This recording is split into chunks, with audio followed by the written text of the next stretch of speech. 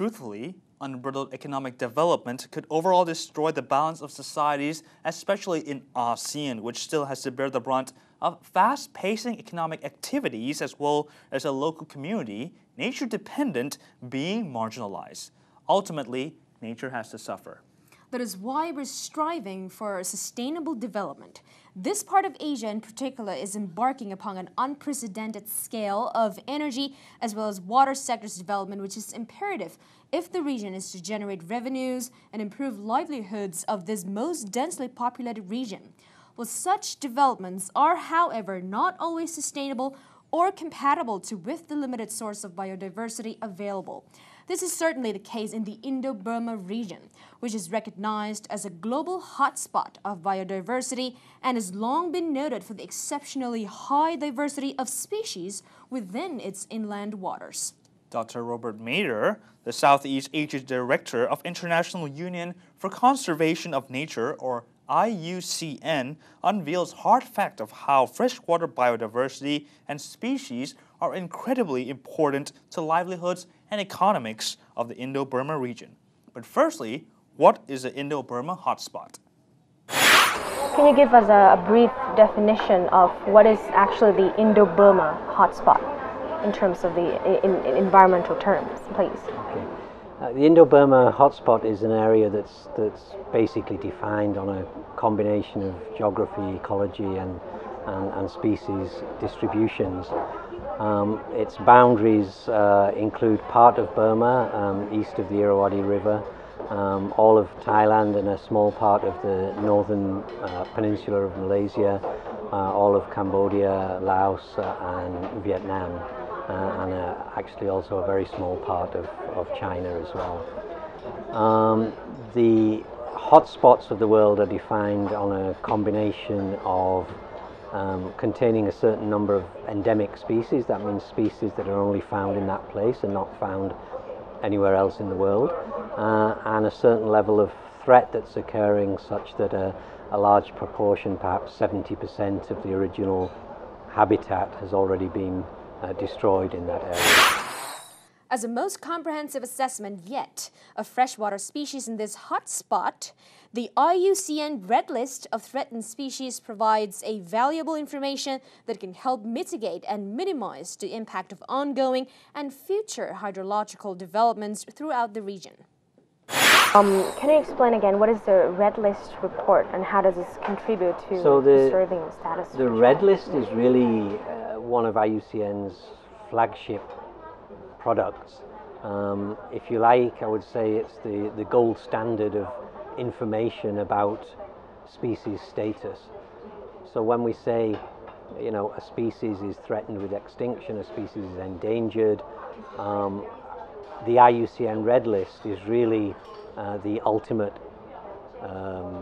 arbiter, if you like, of that status. So this is where we say if the species has been assessed according to the IUCN criteria, and this is the result of that assessment, this is the status of that species, and we have a number of different categories that it can fall into, but they have quite complex definitions, which again relate to things like how many of that species is left in the world, how rapidly the population is changing, how big the area is where they're still found, and the rate of change in that, and so on. So it's quite a complex definition, but it's one that's used by all the scientists around the world.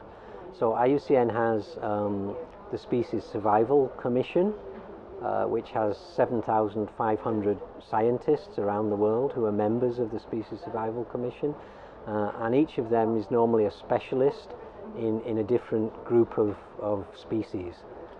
So some people are specialists on certain groups of plants, some people are specialists on certain groups of fish, and so on. So these are really the people who are the leading scientists in each of these areas who can make the final decision about the status of each of the species.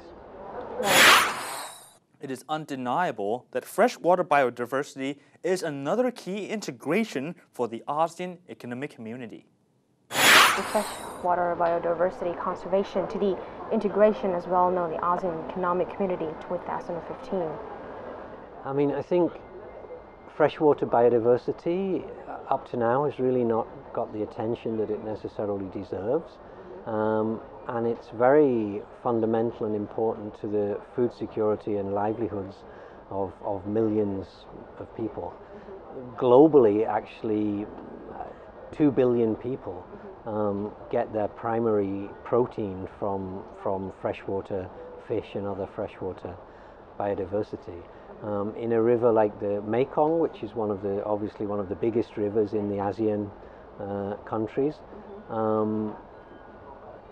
again, tens of millions of people depend on the fish and the mollusks and crabs and prawns found in the freshwater for their survival, for their food security, and for their income. So it's very important in terms of what it provides to people.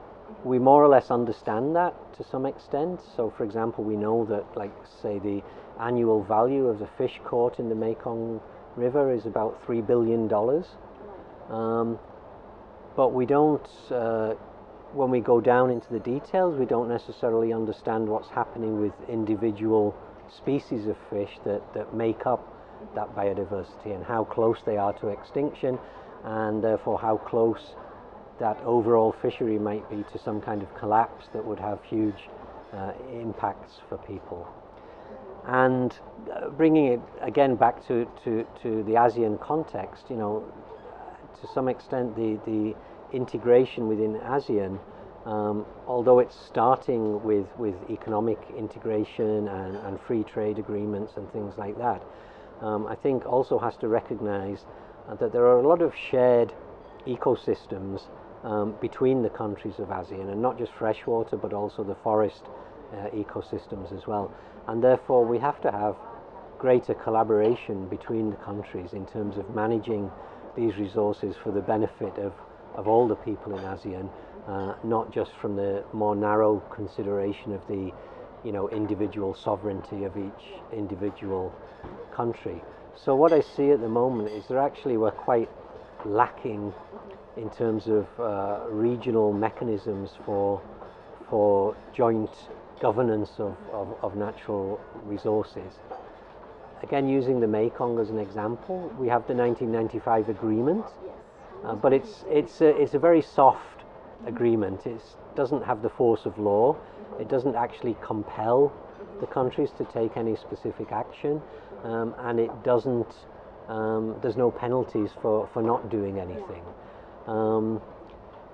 If I compare that to, say, the situation we have in the European community, where we have the European Framework Directive on rivers in Europe, which has the force of law, and each country in the EC has to follow that European law on how they manage the rivers so that they can manage the resources jointly between the neighbouring countries.